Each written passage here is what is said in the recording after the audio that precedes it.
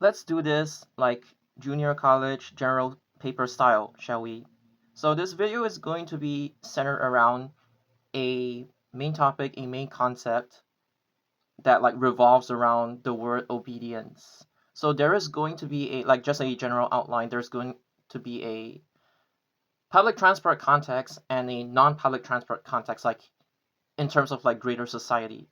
So hopefully this would be useful. More useful than the content lectures that you guys have in school. So obedience, like you could read up the dictionary definition of it, but I'm just gonna put it simply. The easiest way to unpack this single word is basically respecting authority. So it usually refers to people whom are of lower status as compared to the other party, like respecting a higher power per se. So let's say you are a passenger. You respect the bus driver because the bus driver has been given or bestowed a higher power or higher authority in this case because they are the bus operator. As in, like, not the public transport operator, but they are, in some countries they actually call bus drivers bus operators. It's basically like the person that is operating the bus, the person that has been given authority to operate the bus. So it's like the passenger respecting a bus driver, bus captain. And it's not exactly the same, but it could also be passengers respecting other passengers that are inside the bus as well. And in this case, it wouldn't really be obedience towards authority, but it would more or less be obedience towards like societal norms and quote unquote expectations. And not just that, it doesn't really have to apply to just humans, but it's also about like respecting public property or even private property, like respecting it in the sense that like you don't do damage to it, you take care of a belonging that's not yours. So one example would be like if there is a rogue bus enthusiast that is clearly not respecting the bus captain's boundaries and is constantly calling for fan service and stuff like that, then you would say that they are not respectful of authority, and in this case they are not obedient, they don't abide by the laws or rules and regulations. That's just one example. Another vague concept that is more present in other countries as opposed to Singapore would be, let's say, there is a bus schedule, like a scheduled arrival and departure time. You quote unquote obey the timetable. It's not just passengers obeying the timetable, but think of it. Even bus captains have to obey the timetable as well. So obedience is like as a word, right? It's actually a lot more nuanced than you would think. It's not just about respecting authority, but it could also be respecting a form of human construct, like a timetable, for example. But without this human construct, the bus wouldn't be able to run smoothly as intended. Again, these are just small scale issues, and it's not enough to really unpack the whole definition of obedience, but hopefully you guys get a clearer picture of what obedience would be in the bus context. Or it could even refer to respecting the environment around you and respecting shared spaces in the sense that you don't talk loudly or blast music on board buses and trains. And I will get a little bit more into that when it comes to rules and regulations. Like, what does obedience really mean? So now I'm going to take it out of the bus context. I'm going to be talking about a societal issue. I've talked about this before. And I will continue to talk about this because it is a very, very deep-rooted societal issue from a place that I used to reside in. Because as much as I'm out of that environment already, some of my friends, they are still living there and they are still suffering in silence with all the censorship that has been going on and the fact that like they have this POFMA thingy. So on the political axis, it doesn't discriminate between whether you are left wing or right wing. Obedience is usually associated with this thing called authoritarianism. And the exact opposite would be libertarianism, which is slightly different from liberal. I'm not going to go into that, but obedience is usually associated with authoritarianism. As you guys know, in many far right wing or even just right wing societies in general, especially like nationalist societies, the education system doesn't teach them to question authority. And even if it did, it's just like a small part of the curriculum. But that small part of the curriculum doesn't really negate all the constant, the nationalist brainwashing that they tend to do from young. Like, you go to school, the brainwashing starts as soon as you enter the education system, as long as it's not like a private school or anything. So, without taking this comment out of context, this could refer to two things. It could refer to in a professional work environment, or it could refer to society in general. If this comment was purely talking about a work environment where being obedient to whoever has authority or being compliant to the rules and regulations being set by said company for obvious safety reasons, then this comment would have made sense. However, since this comment and the other comment that I just briefly showed you just now, it is talking about more of society, like social fabric, social construct, and the different laws that a certain country has. Most of the time, it's not black and white. And the thing is, the one thing about many Singaporeans is that they don't truly understand nuance. Like, the only nuance that they would accept or understand is if it benefits their own rhetoric, or whenever it's like convenient for them, or whenever it's like, let's say you're solving a math or physics or chemistry questions, you could use more than one method to solve the question, right? This kind of flexibility and gray area-ish thingy and not it being a bipolar thingy like a black and white thingy. This, if you noticed, nuance is only nuance to Singaporeans when they accept it and when it benefits them. Or when they actually are cerebral enough to grasp it. Like the whole concept of it. So when I say Singaporeans don't understand nuance, I'm referring to the specific fact that if you say something that, not everybody is like that, but if you say something that doesn't fit within their own perception of how their own society works, they will reject it automatically without even questioning it because it's something that like goes against their own versions of morals and values to them, not to anybody else. To put it simply, anything that is like outside their bubble, they reject it. But can you really blame them when their own education system doesn't really teach them to think outside the box? And even when thinking outside the box, it's only really a thing when it's like, oh, you have to think outside the box for STEM because you need to make breakthrough discoveries. You need to like contribute to like the GDP of your own country, that kind of thing.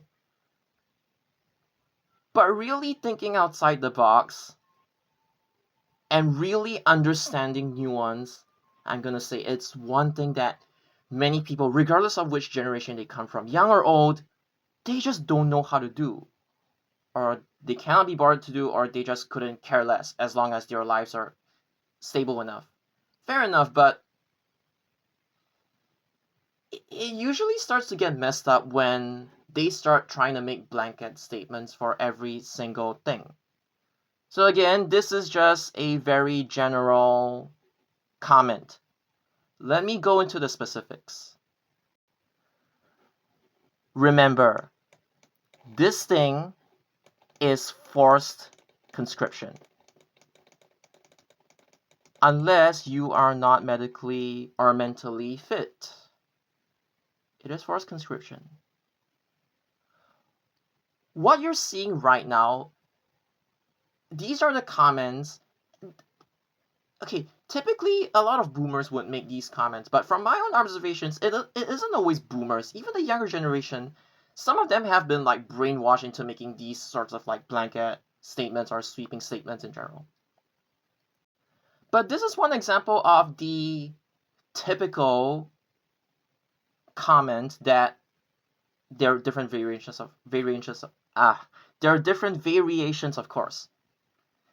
But this is one typical comment that many ultra right-wing nationalist individuals would make, especially when it supports their own versions or the government's version of nationalism or patriotism, basically. So he isn't even trying to hide the fact that he supports this kind of slave labor force conscription in his own country. This duty part is just referring to the fact that the country has forced conscription. And then this part, it's something related to nationalism and patriotism. Or you could say, if you understand nuance, forced patriotism. Now, personally, and I think many people whom are libertarians or they're slightly more left-wing would agree as well. The one thing that I really cannot stand about such people, it's not the fact that they hold such ideals, but the fact that they try to make such sweeping statements and think, oh, it applies to everybody. It's like, this is exactly what I've been talking about and what some people whom have escaped from like that country have been talking about. It's the fact that these people often complain about like East Asian countries such as China, Korea, Japan. They complain about them trying to that their societies try to fit them inside of a mold when their own society is equally or even more guilty of doing it. And when I say mold, you could think of it as a textbook human being per se.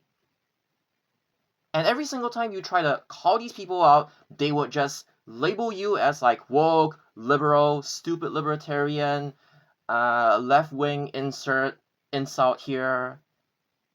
But that's exactly the reason why I'm here to address this.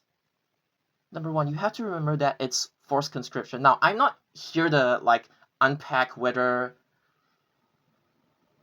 you think forced conscription is necessary or not necessary in certain countries, right? I mean, I've already given you guys my opinion. You guys know my opinion from previous videos as well, but I'm just here to talk about each and every single nuance. Or lack thereof in their statements. Like, given the fact that it's forced conscription, keyword is forced. Kyose.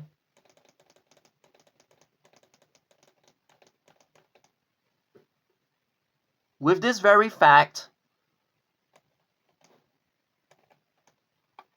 this is just messed up. You are making the assumption that everybody who gets quote unquote forcefully molded by the system would 100% turn out the way that you think or society thinks that they would turn out.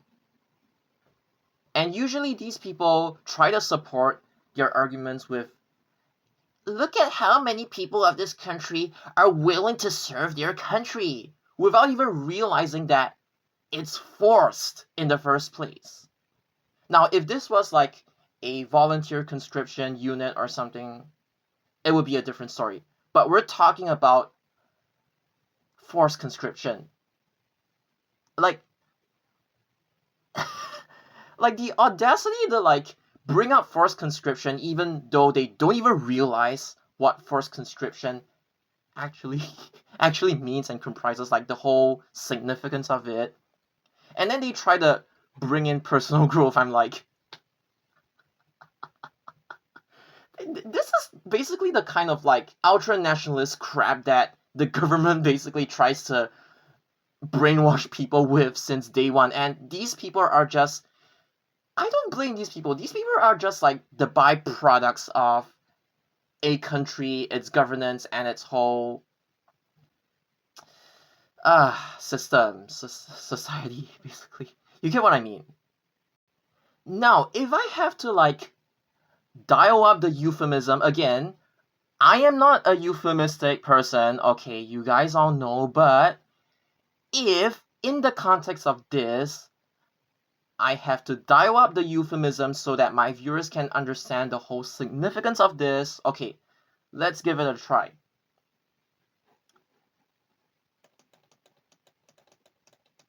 This is, the commenter assumes that everybody progresses instead of regresses.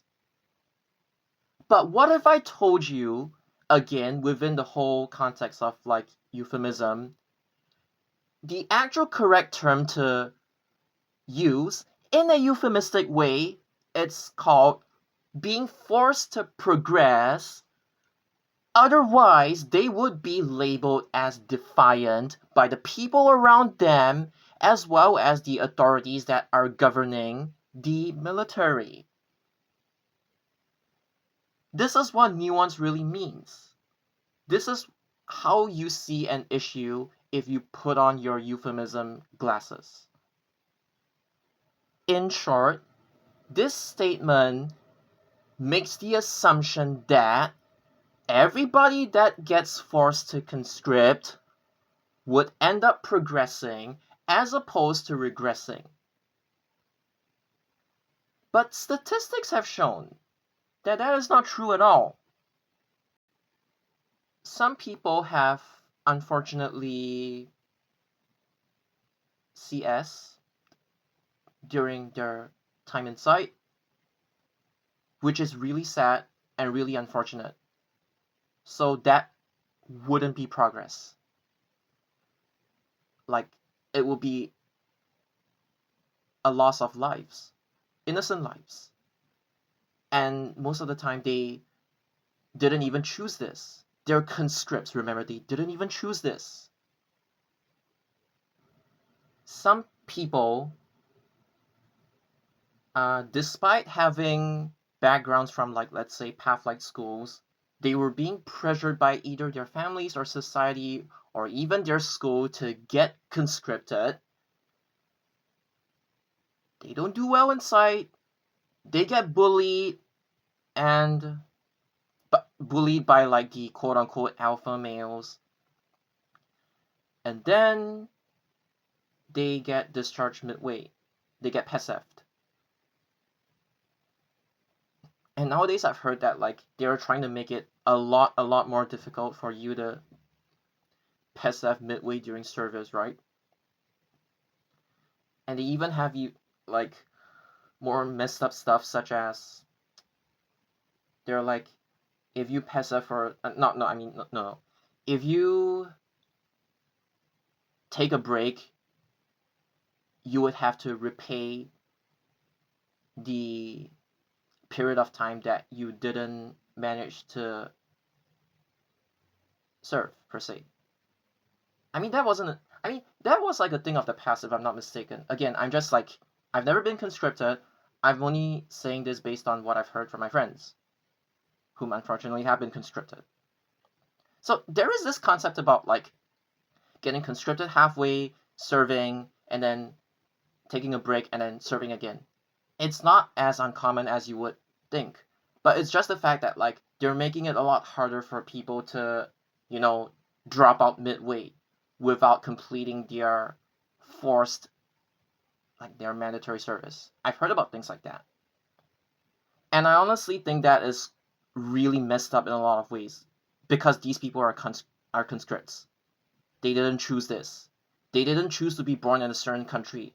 And in said country, unlike South Korea, you don't get to renounce your citizenship until you become an adult. So it's like, as long as you have no control over it, as long as your parents decided to give birth to you inside, both of them have citizenship and they happen to give birth to you inside that country, and they don't take you out of that country before you hit like age 4 or 5, and the system determines that, hey, you have enjoyed the quote unquote peace and prosperity that's in said dictatorship country, and they are saying, you gotta give 2 years of your life to us if you happen to be born a specific gender. So yeah. Going back to topic, where was I? Okay, back to topic. The commenter made a sweeping statement about about what his own perception that everybody who goes inside and when they come out they would progress, but that is simply not true based on whatever statistics that I have touched on just now. Some people regress. Some people get PTSD. They get depression. They get anxiety. Some people regress a lot, and it's no joke. Again, I'm not focusing on the fact that like it's forced conscription. I'm focusing on the fact that some people whom get forced to go inside, they don't turn out well. And like I've said, some people don't even turn out at all. Not because, in this case, right, not because like the country is like waging a war against some other nation, but because of the whole governing body's carelessness. Like the firefighter conscript who drowned because of toxic behavior coming from his superiors, the people who have authority over them, which is related to obedience. If you happen to be in PES C and E, obviously your life would be a lot easier, but it still doesn't negate the fact that not everybody from I'm already restricting like the whole domain of it. Not everybody from PES C and E actually turns out good, actually progresses. They actually regress. My main point is that regardless of which like PES status that you're being given, it's not to say that you would progress. Some people actually regress. Even if you're put to do admin work, you could still regress due to your own circumstances, like your own overall health, physical and mental health as well. And the more worrying thing, it's not that such statements have been made. It's the fact that such statements have been made in the past, people don't learn from it, and it's 2026 now. People still continue to make such statements. Regardless of their age, I'm telling you, it's not just boomers who made these statements. Even young people, especially toxic alpha males in society, they are prone to making such statements as well. Okay, define. This is usually referring to a cis male. This usually excludes trans males, basically FTM, in which, in the context of that country, they wouldn't even be conscripted in the first place because, again, I do know of some people whom actually have been granted PES F because they transitioned from male to female, right? And they were exempted because of it. And they also managed to give proof that, like, hey, I've been undergoing this transition therapy and surgery, and they get PSF as a result of it. And then likewise, in the context of that country, these people aren't usually included. I think they aren't even included at all when it comes to conscription.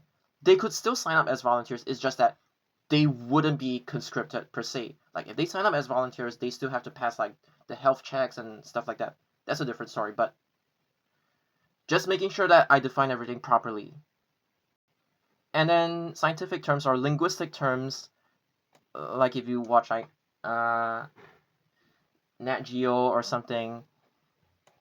Just to put it simply, instead of referring to humans, they just refer to it as man.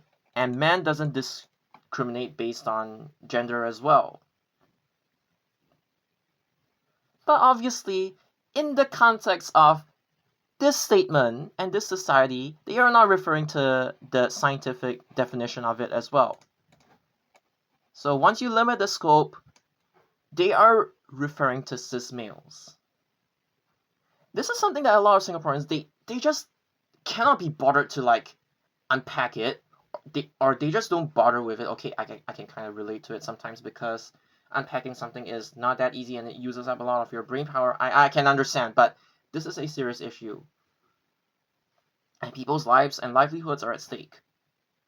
But some people just don't have critical thinking. Okay, that's another story, but some people are just like so ignorant and they think that society has to be like dominated with these like toxic masculine alpha males. Like people who make such comments are the very reason why toxic masculinity is still so rampant in countries with gender-based military conscription. I mean, if you're gonna be conscripted, I would rather you save lives as opposed to destroy lives, right? I mean, technically, euphemism, it's called defend lives, not destroy lives, but then you're technically defending others by destroying other people's lives as well. I don't think these people are cerebral enough to grasp it. Blah blah blah. Again, do you guys even realize that like from here and here, see it adds up. Like he's not even trying to hide his toxic masculinity. It's like he's making the assumption of the fact that like everybody who goes in will progress and not regress. It's just so funny that like everything is just adding up. And then when you make the sweeping statement as addressed, like who is addressing them? What if like said cis male, or even if they don't happen to be a cis male, they are part of LGBTQ, who is addressing them? Their family? Their friends? Society? Who? I mean, yes, there is this thing about like the aspect of dissing it, but it's more of like this guy is just being so well fed with like government just nationalist propaganda to the point whereby it's more of like all logic just goes out of the window. It's like they know what the state knows what they're doing. The state is trying to like perpetuate this whole notion that like you are a citizen of this country. We will brainwash you from young to what do you call that again? Sing the national anthem and like take the pledge from young. And then when you hit a certain age, when you've completed your tertiary education, or some people even get conscripted right after like secondary school, they can opt in for like to be conscripted at age 16 or stuff like that. And their brain is just so like one fucking dimensional. And what I mean by that is that like let's say, okay, I'm just going to make things easier to say. 18-year-old cis male. Go in. Get conscripted. Come out. 18-year-old cis male is now no longer referred to as a boy by general society according to them. So instead of saying the word boy, you say man.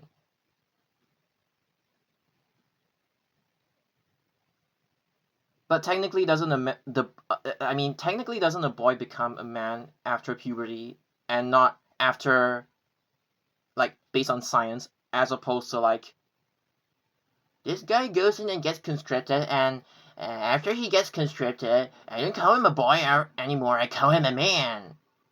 When you see such statements, you really gotta ask yourself, like, which part of society dictates this? But I have the answer, actually.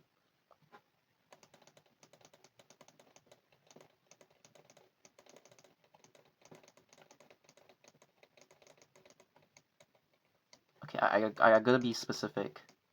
Even though some people, I think they're just closet, but toxic masculine alpha cis males who think that every cis male's worth is being determined by their performance during forced conscription. And keyword is forced conscription. Okay, now here's the thing. Let's say you force, let's say 1,000 people to take a math test. Oh my god, why did I just sound very southern? And you try to, and you tell them your worth would be determined by this 1,000. That's right. These 1,000 people's worth would be determined by individual worth would be determined by this one and only math test, which is basically how PSLE, N level, O level, A level works. Some people do well, some people don't do well. You see the analogy, right? So, using something that is forced to determine somebody's worth is fucked up. And it even goes further to, and it even applies to other contexts as well. It's like, there's a whole thing about, like, the traditional gender roles thingy, but especially nowadays, now that people have become way more accepting and respectful of other people generally, you could also extend this to say that, like, a woman's worth is no longer being defined by how many kids they have, or if they even have kids at all. They are no longer being judged by society based on things that society assigns them, the stuff that they think would be beneficial for them, or the things that society thinks they would need to do, right? And it even extends to the fact that, like, what is your purpose in life? Is your purpose in life just to become a government mouthpiece? Is your whole purpose in life to make yourself and the people around you happy? Is your purpose in life to contribute to society or economically, research, the arts, sports, to represent your own people, your own culture, stuff like that? Different people, they have different purposes in life. Unfortunately, some people, they just exist to make life difficult for the rest of us. Like this commenter, for example. The difference is that you are able to kind of choose this. Okay, sometimes you can think of it as, like, sometimes you don't choose your purpose in life, the purpose in life chooses you. Sometimes things do actually turn out this way, like, for better or for good.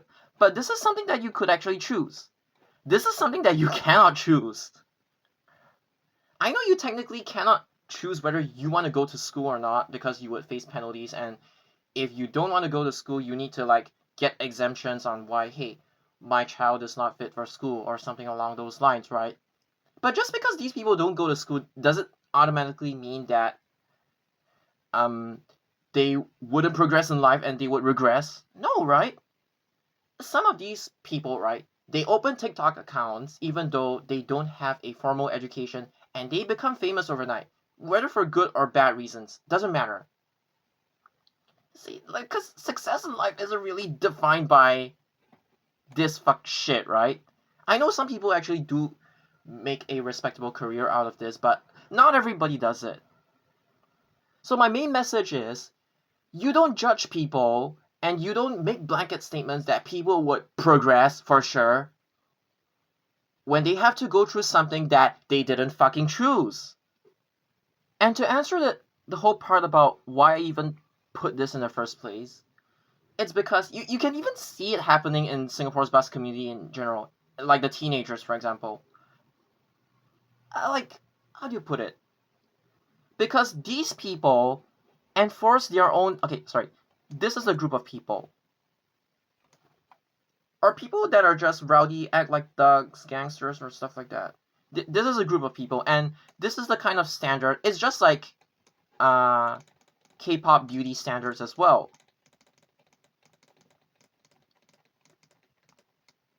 For both guys and girls, or if your gender is other.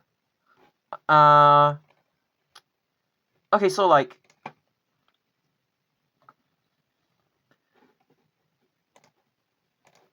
this is one type of standard. Not saying it's good. This is another type of standard.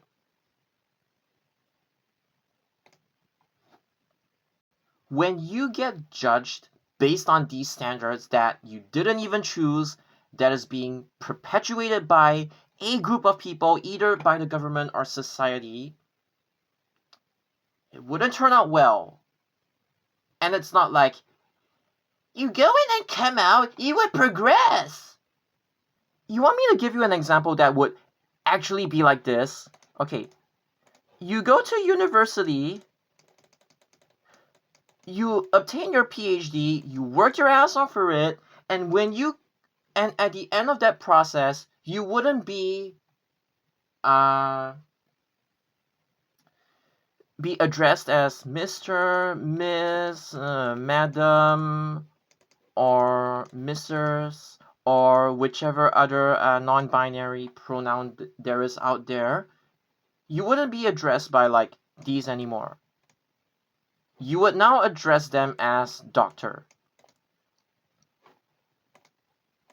Also, keep in mind that everybody has a choice whether they want to pursue a PhD or not. Yes, I do have to comment that unfortunately some societies, they do tend to force their children to take up career or education pathways that they're not comfortable with, but technically once you reach a certain age, you gain independence and you're the one that's like paying your school fees. So once you get out of like that kind of toxic parental control, if you happen to have, unfortunately, have such parents, right? Not in my case, but I'm just saying, if you unfortunately happen to fall into that category, right?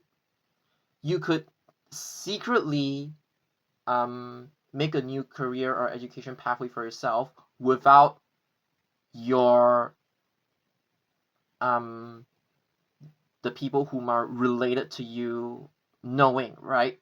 So it's technically not forced per se. But here's the thing. This is one clear-cut case of you attain a PhD, you finish it, your title changes from this to doctor. This is one case whereby it is applicable and there are no two ways about it. You finish your PhD, you get called a doctor, unless you're like, hey, I want to be humble. I don't really want people to see me as like this, out of touch with society, kind of like doctor or what. But here's the thing, doctor doesn't necessarily mean just like a doctorate, right? Doctor doesn't necessarily mean just like medical or anything. It could be literally any field that has a PhD in said relevant course. Or in this case, right, it would be humble for them to not want to be addressed by doctor and because they want to be seen as a common man, right? And when I say common man, I'm referring to scientific man. I'm not referring to cis male or anything. I'm referring to a scientific man. it's like they don't want to be addressed by doctor, they want to be addressed by this as well. But that is a personal choice. It doesn't change the fact that they are now a doctor. It's just that they aren't really being comfortable being addressed by doctor. See, here's the thing. I know it's something that society has like created for them, but in such a case, right, nothing is being like forced upon them or anything. They made the conscious decision to get a PhD and become a doctor. But whether or not they are being comfortable with their friends and family or people around them being called a doctor, I mean, who doesn't really want to be called a doctor, right? It just shows your hard work and determination and stuff like that, your perseverance. But I'm just saying, in the case that you don't feel comfortable with being called by a doctor, just don't pursue a PhD in the first place. Like, you actually have a choice. I know it's a social construct as well, but there's nuance in this, which is obviously not the same as this. Get it, Singaporeans? Like, nowhere in fucking society would they actually address you like that. What about people who are passive? Do you only apply to this standard to people who get conscripted? So let's say somebody is from like the US where they don't have conscription. I know there's a draft, but like typically they don't have conscription, right? So do you go around calling US cis males living in the US who don't have any relation to Singapore, right? Do you go around calling them like, let's say, 35-year-old boy, 47-year-old boy, 58-year-old boy, 61-year-old boy, 72-year-old boy, 85-year-old boy, blah blah blah, 96-year-old boy? Oh, well, some people would take it as a compliment, but do you go around like imposing this standard on like everybody? What if they're past F, but they have like way more values and morals than you? Do you then call them, hey, you haven't been conscripted, so I'm gonna call you a boy instead of calling you a man? Does that even make any fucking sense? There's a reason why like a lot of people are just like being force fed by the system that they don't know how to think for themselves, and it's like they don't even go through their brain, then they just like blurt out whatever they their mouth moves faster than your brain, or they type faster than your brain thinks, and I'm guilty of that as well, but like in a different context, okay? Oh my god. And the thing is, like, in fucking daily life, like, it's not like I have never, like, experienced living in said country before. Nobody fucking calls you that. This, like, nationalistic or toxic masculine alpha male thingy is only really brought up when topics related to conscription are even being brought up in the first place. Nobody goes around calling you. It's like, instead of using Mr. or Mrs., Miss, Madam, or what, you would be like, okay, let's say your name is like,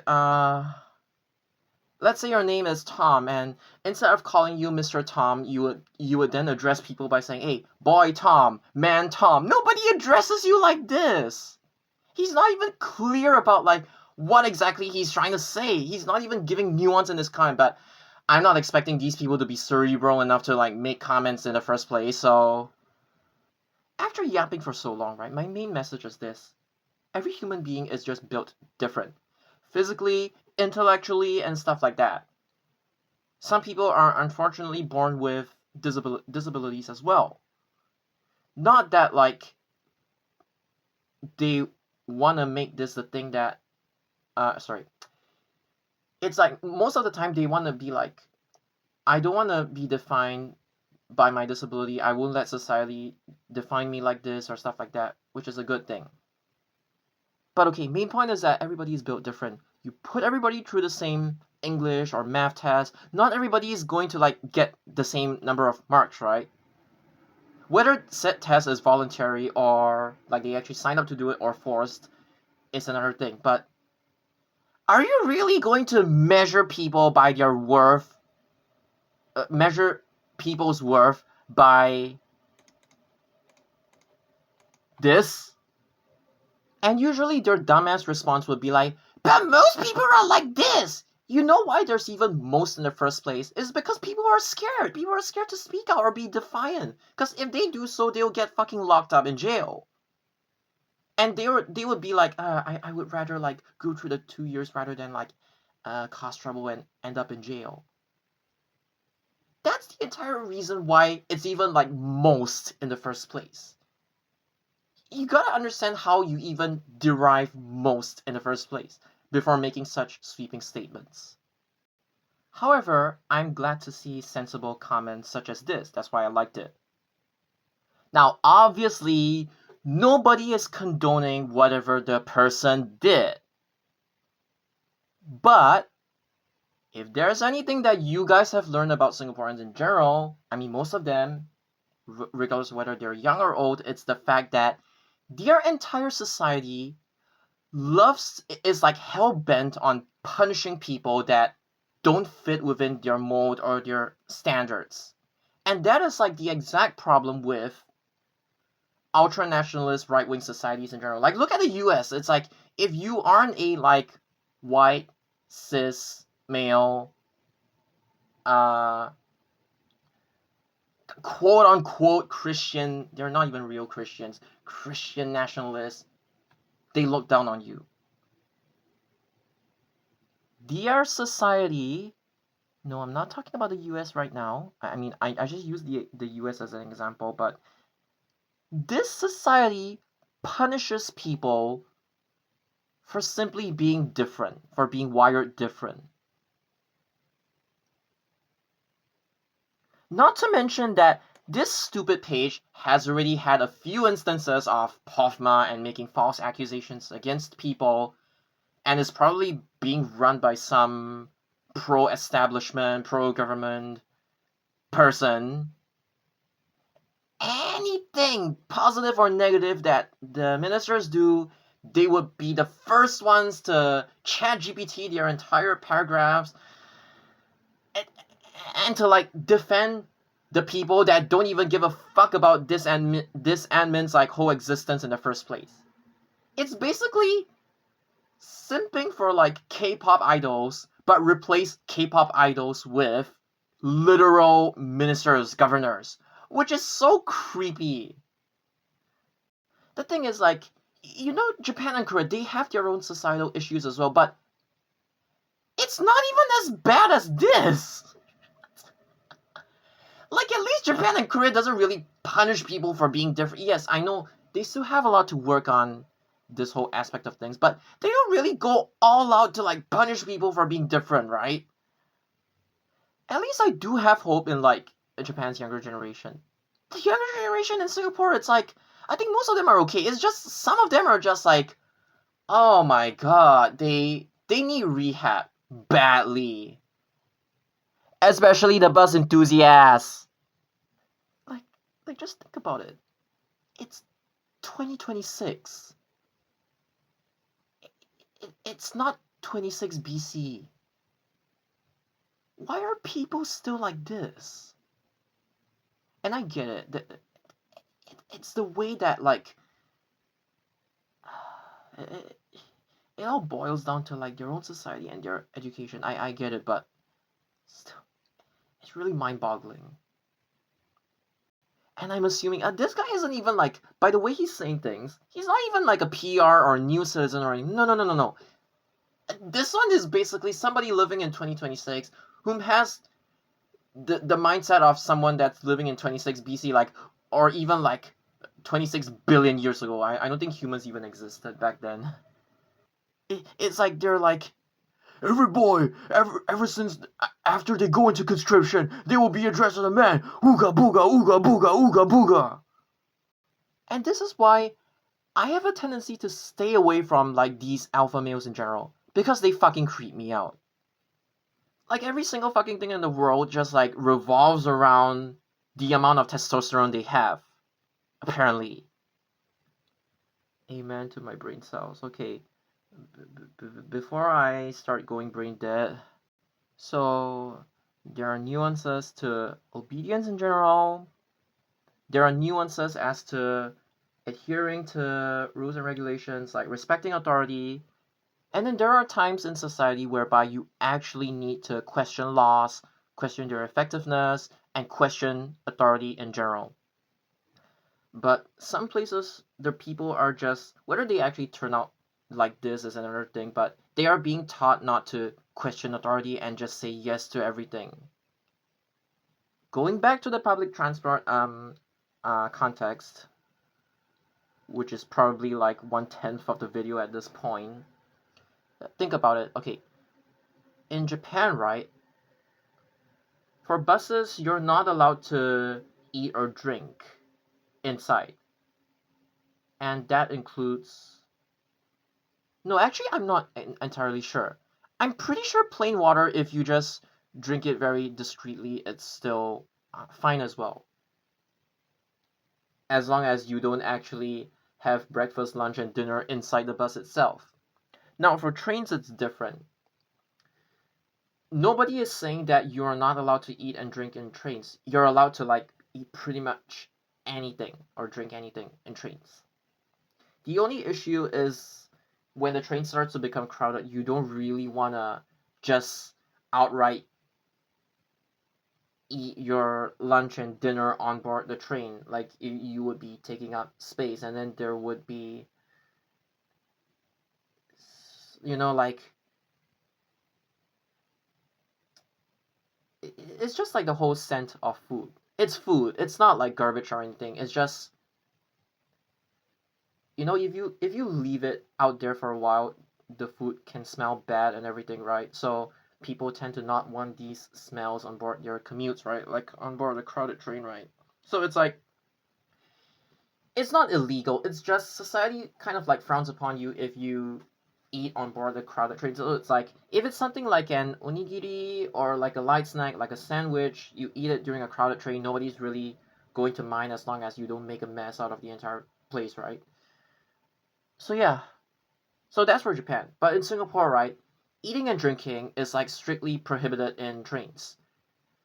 It's just that when you actually eat or drink inside a train, especially if it's plain water or you're taking your medicine, you just have to hope that like people don't snitch on you. Now, personally, the reason why I'm glad to possess the ability to critically think is that I feel that taking medication and drinking plain water on board the trains should be allowed.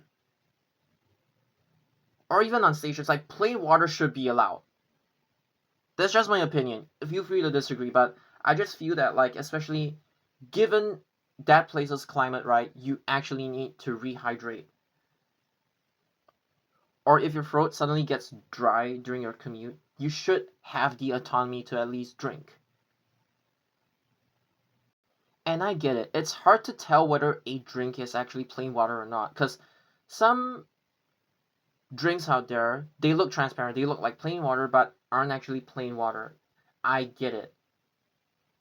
But it also doesn't help that at the same time, Singapore does have this like whole snitching culture whereby instead of telling the person, hey, excuse me, why are you drinking on the train? Just trying to understand the other person, not trying to cancel them or just trying to understand why. Instead of telling them to stop or anything, they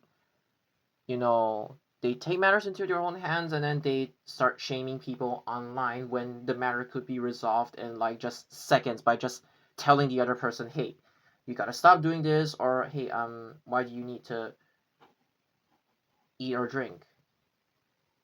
It really doesn't help that like this host.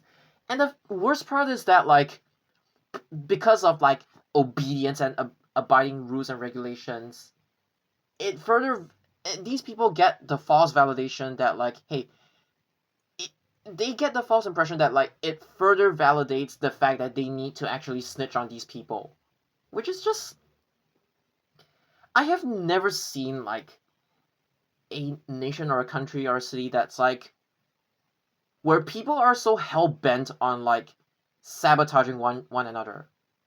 I've seen this in some like transport communities before, but it's like I've never seen like when the pretty much the entire society or country they just want to snitch and sabotage other people for I don't know what reason,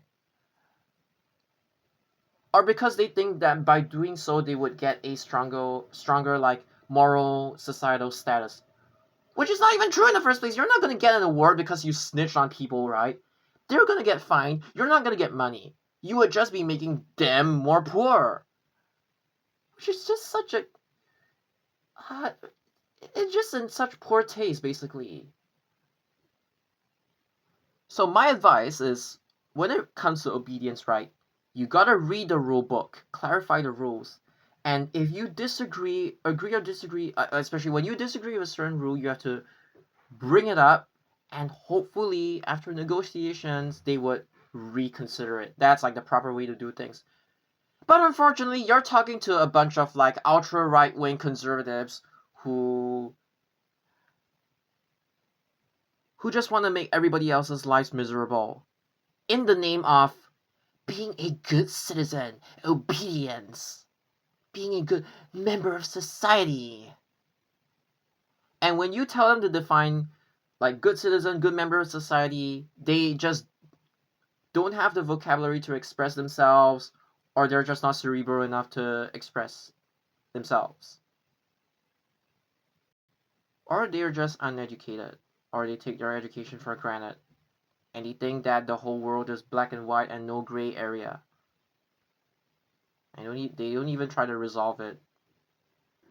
And don't even get me started on the quote-unquote no photography or videography rules within bus interchanges, bus terminals, or train stations. This is so stupid. Like, do you give tourists a free pass, but you try to clamp down on train enthusiasts or what? And then there's bus depots as well, but you know, in Japan, right, the bus depots or bus sheds, bus operations center, they tend to be more lax. Yes, there are areas where you absolutely cannot film, but like they tend to be more lax. But it's just like Singapore is just so uptight about like every fucking thing. And the people who support these don't even make it any better. Like, your country is already boring enough, like, and you want to make people's lives even more miserable. Because, oh, I'm stable in life. I want to be a good citizen. When you don't actually earn anything. You're just being a dick. I'm hungry, I need to go eat.